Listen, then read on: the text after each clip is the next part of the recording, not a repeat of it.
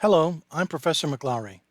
I'm an associate professor at Rutgers Business School in the Department of Supply Chain Management.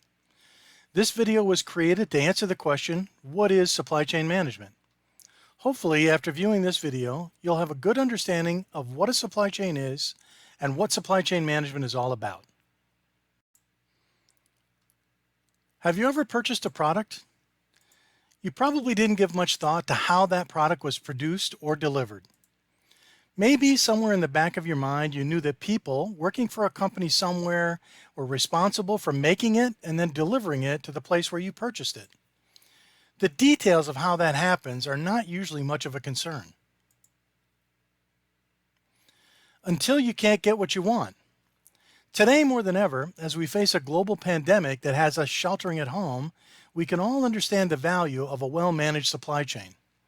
The spot shortages of some food products, healthcare supplies, medical equipment, medicines, and paper products, all due to unanticipated spikes in demand related to the pandemic, illustrate how vital supply chain management is to our everyday lives, as well as how fragile our supply chains can be if they're not well managed. Supply chain management is all about making sure that customers get what they want, when they want it, at the lowest cost. In fact, supply chain management is the way business gets done. First, let's make sure everyone understands what a supply chain is and why it's such an important part of any business. As you can see described here, any organization anywhere in the world offering a product or a service has a supply chain. That's because products and services are created from all kinds of resources, such as materials, equipment, labor, time, money, and so on. And producing and delivering products and services to the market requires suppliers to deliver those resources to manufacturers, who then convert the resources into the products and services that are purchased by customers. All of the suppliers, manufacturers, and customers for a specific product or service make up a supply chain. These supply chains can be very simple, such as the one for a paperclip. You obtain some wire, bend it into the paperclip shape using some labor and equipment, and then put a number of them into a box to sell to consumers like you and me. If the process is automated, you might be able to make hundreds of paperclips per minute. Supply chains can also be very complex, such as the one for a commercial airplane. There are likely hundreds of suppliers of thousands of parts which have to be assembled in stages over many months just to build one commercial airplane for a customer. Supply chains exist in organizations that are very large, like Ford Motor Company, General Electric, or Johnson & Johnson, but they also exist in organizations that are very small, like your local mom and pop shop on the corner selling sandwiches and coffee. These small organizations have a supply chain through which they source their ingredients and materials, manufacture their products and services, and then distribute them to their customers just like the large organizations. Supply chains exist in both publicly traded companies and companies that are privately held, and they exist in both for-profit commercial businesses as well as not-for-profit organizations such as the Red Cross or the U.S. government, for example.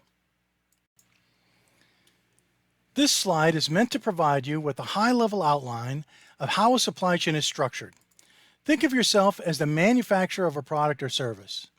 A supply chain consists of the flow of materials and products, from your external suppliers of raw materials, intermediate materials, or finished materials and services, to you as a manufacturer of finished products or services. You convert or transform these purchased materials into your finished products using your own internal operations and/or outsourcing some manufacturing to external third-party operations if you choose to. You then distribute your products to your customers through one or more distribution channels. As a manufacturer, you may sell your products through wholesalers and distributors, who in turn sell the products to retailers, who then sell the products to the ultimate consumer. Manufacturers may alternatively sell direct to retailers or consumers, or through any combination of these various distribution channels. A manufacturer may even sell some of their products through one distribution channel, while selling others through a different distribution channel, depending on the type of product or service being offered.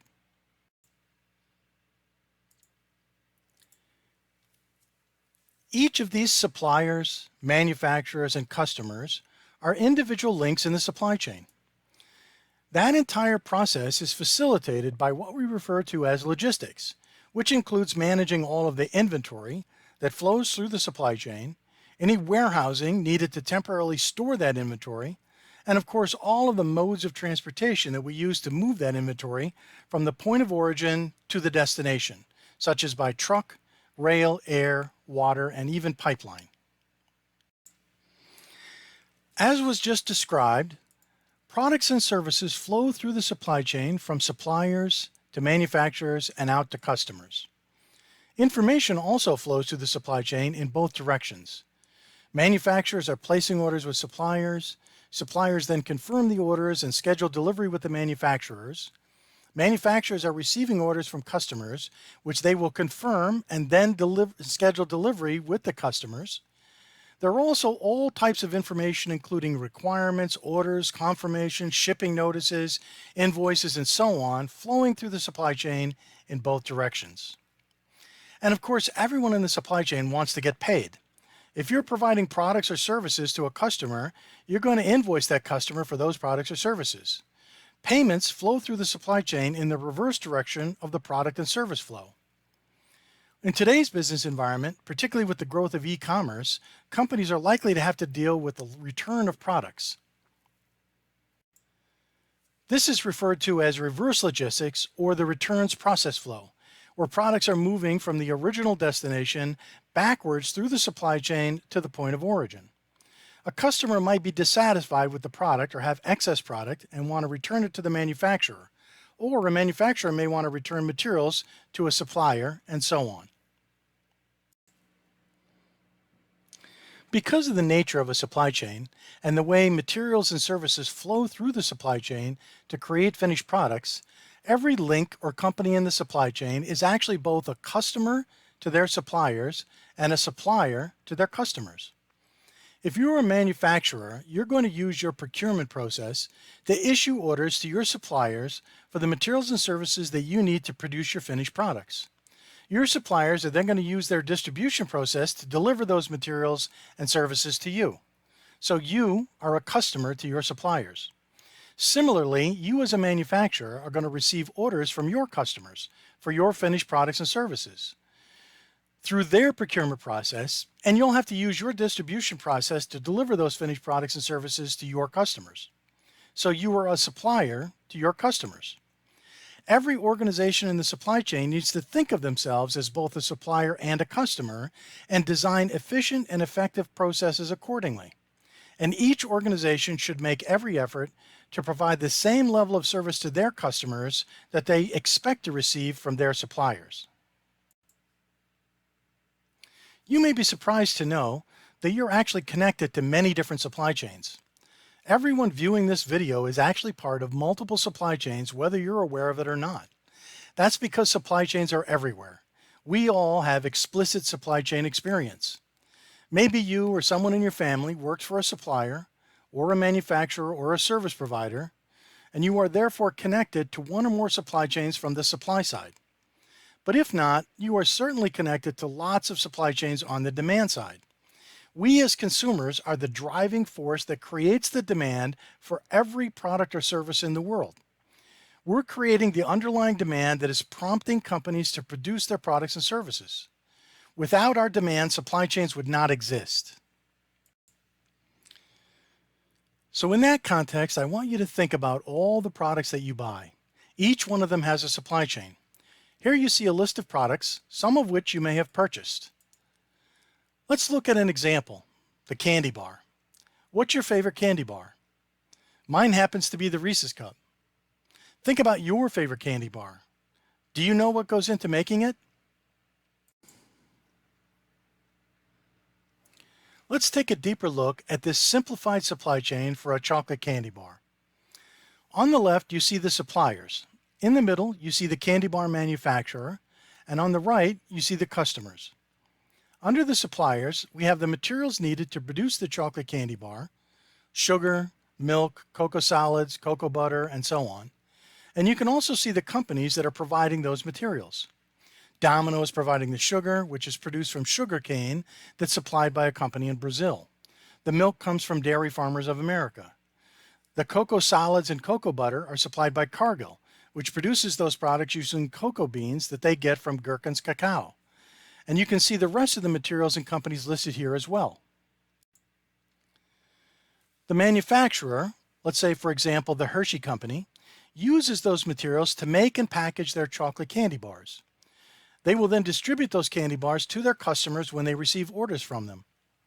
In this example, as shown under customers, the manufacturer sells their products to wholesalers and distributors, such as Royal Wholesale Candy, who in turn sell the product to retailers such as Walmart and Target, who ultimately sell the product to consumers like you and me. However, the company could sell their products directly to retailers or even directly to consumers. Alternately, a product might be distributed through multiple different distribution channels at the same time. In this example, everything from amusement parks to candy shops to mass merchandisers, movie theaters, or even through vending machines.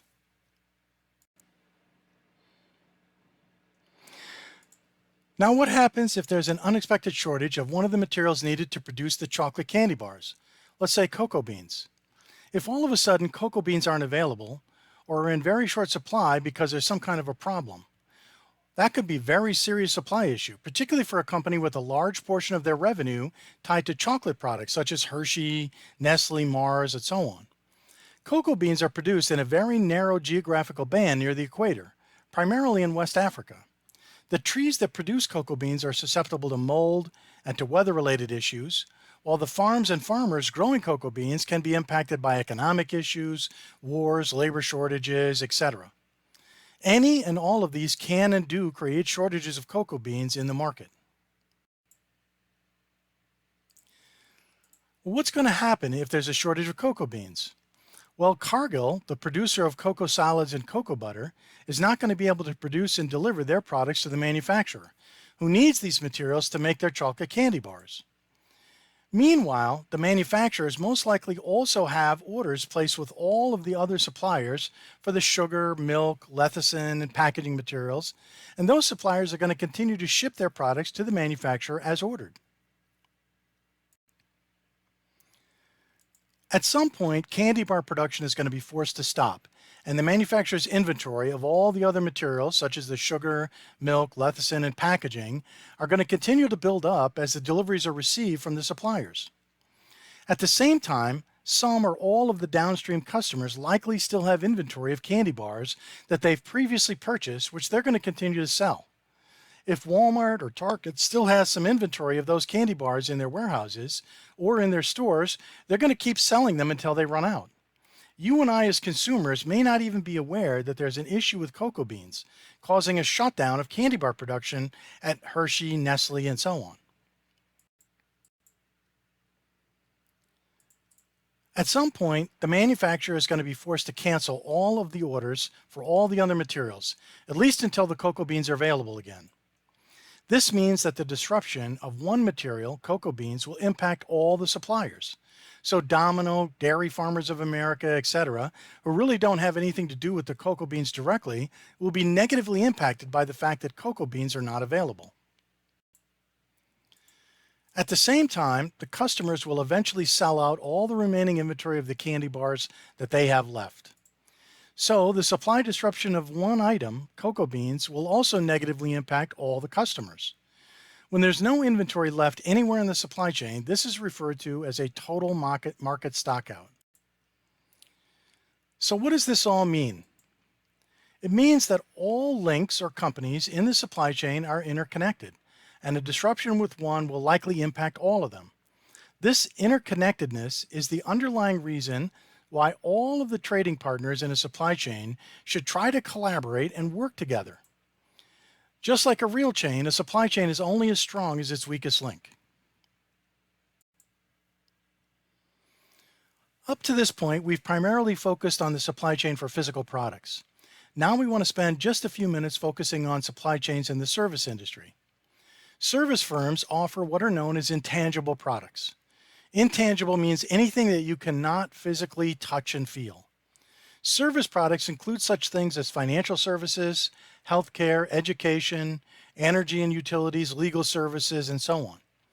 You can hold these products in your hands. However, a supply chain is required to bring them to the market just as much as for a physical product.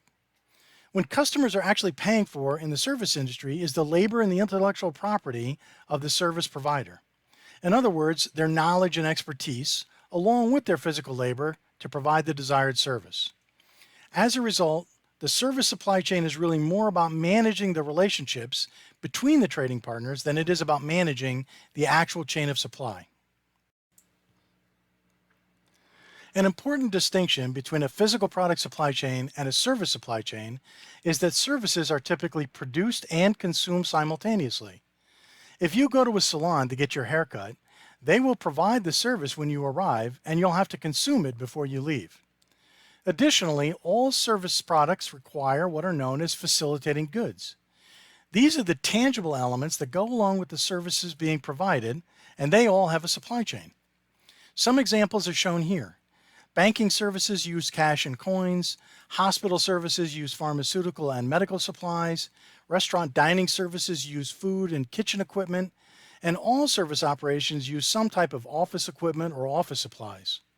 Each one of these facilitating goods needs to be purchased, transported, received, and potentially warehoused in order to provide the associated service activity. Now that you know what a supply chain is, what is supply chain management? You may think of supply chain management as just simply managing all the steps that are involved in the production of a product like the chocolate cake shown here. You buy some ingredients, i.e. the raw materials, the flour, eggs, butter, and so on. You manufacture or assemble them step by step into a finished product, in this case the chocolate cake, and then you sell that product to a customer. It seems simple enough. But supply chain management is actually much more than that. It's really the coordination of a network of otherwise independent trading partners, meaning the suppliers, manufacturers, and customers, who are creating a desired product or service and then moving it through the supply chain out to customers when and where the customer wants it. So let's think about that.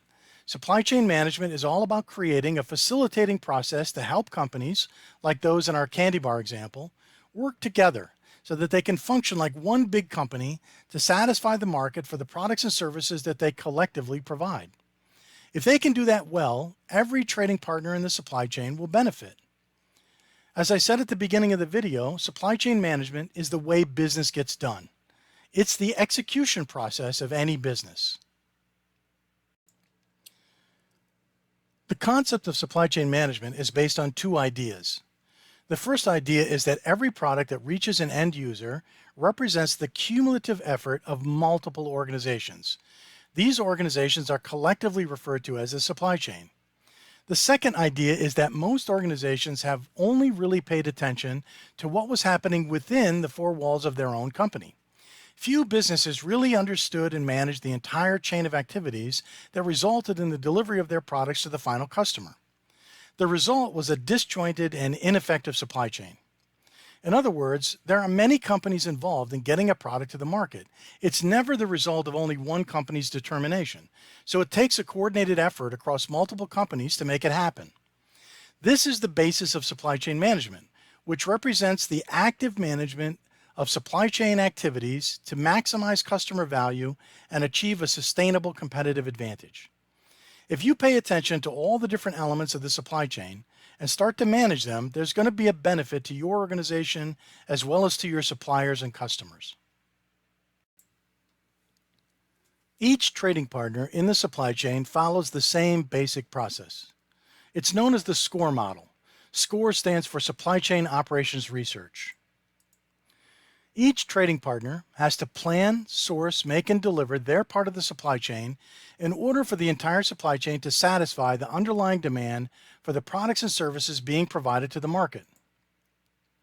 Supply chain management facilitates that process. All of the trading partners are going to go through the same process simultaneously. The manufacturer has to plan what it is that they're going to produce and deliver to the market. Then they're going to need to source the materials and services that they need in order to produce that product from their suppliers. When they receive those materials and services, they're then going to convert or make them into the products and services that they'll then need to deliver to their customers.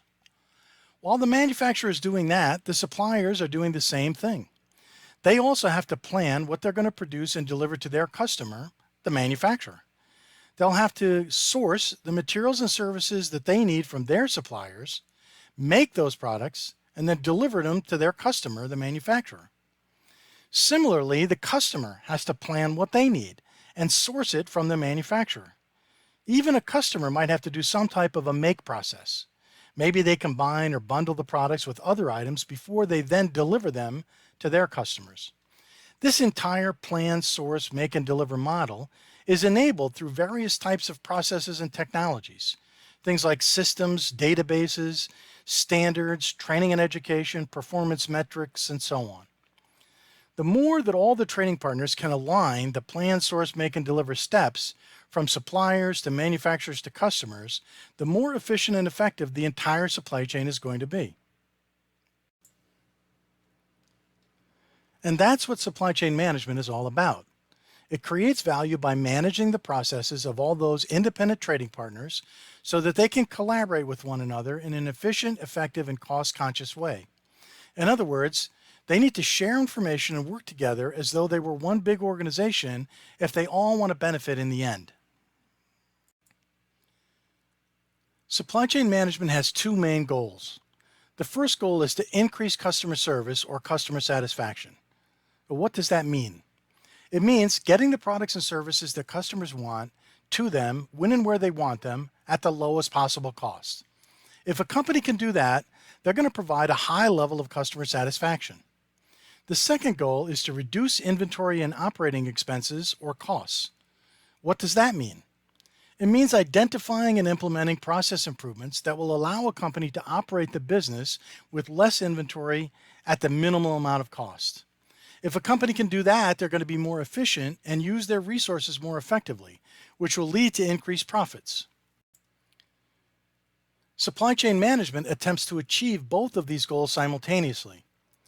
This is a lot easier said than done because these two goals are almost directly in opposition to one another, meaning that it's very hard to improve on either one of these goals without negatively impacting the other. The easiest and most widely adopted way of increasing customer service is to increase the amount of available inventory the company carries in an effort to ensure that the products and services the customers want are available when and where they want them. However, carrying more inventory runs directly counter to the second goal. And carrying extra inventory is not without its own issues and risks. Investing in additional inventory ties up a company's money, which cannot be recouped until the inventory is sold to a customer. And holding additional inventory increases the costs for warehousing space, insurance, taxes, and potentially interest charges if money's borrowed to invest in the inventory. There's also a risk that the inventory could become unsaleable, expire, or become obsolete. Similarly, trying to increase customer service can negatively impact other non-inventory related operating expenses as well. Companies may opt to maintain extra capacity or capabilities, use overtime or temporary workers, use expedited transportation, and so on. All of these will increase costs. Companies that are successful at managing their supply chain are able to increase customer service while not increasing their inventory, or in fact actually reducing their inventory and lowering their operating expenses through more efficient processes. One of the major challenges in supply chain management is to maintain the balance between demand and supply. Too much or too little demand is not good, as is too much or too little supply. Any imbalance between demand and supply leads to inefficiency, higher costs, and potentially decreased customer service. Supply chain management strives to find the ideal balance between demand and supply and maintain that balance at all times. Generally, companies want to create the right amount of supply and supply capabilities to ensure that they can meet all aspects of demand. There are a number of different aspects of demand and supply, as you can see on this slide. The aspects that place a demand on a company's resources include, first and foremost, the external customer requirements, or in other words, the forecasted sales.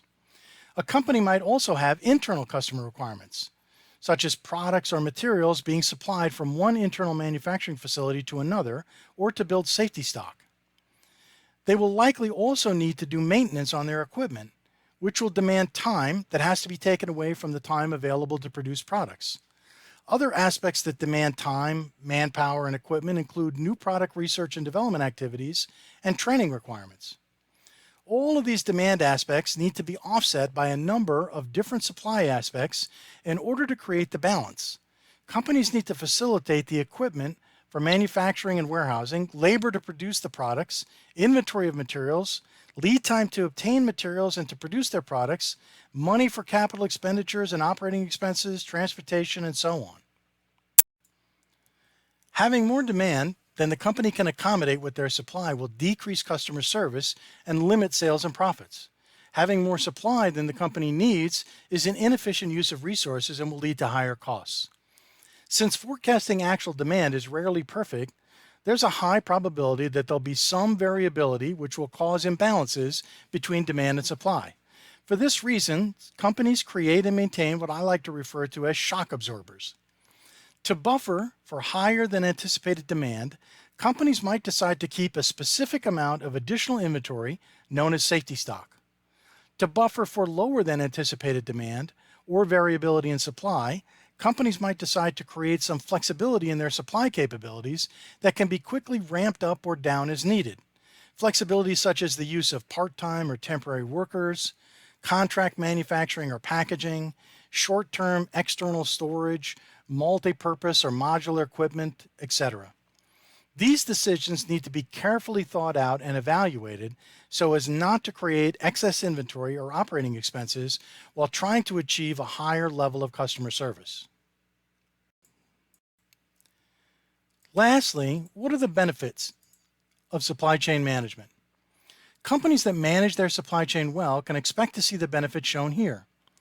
The first 5, improved customer service, increased revenues, lower costs and improved profit margins, lower inventory levels, and better utilization of assets are probably the most important.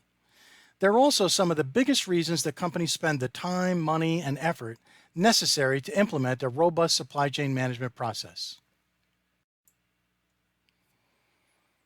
Thanks for watching. I hope that now you know what a supply chain is and what supply chain management is all about. If you have any questions, please feel free to reach out to me using my contact information shown here.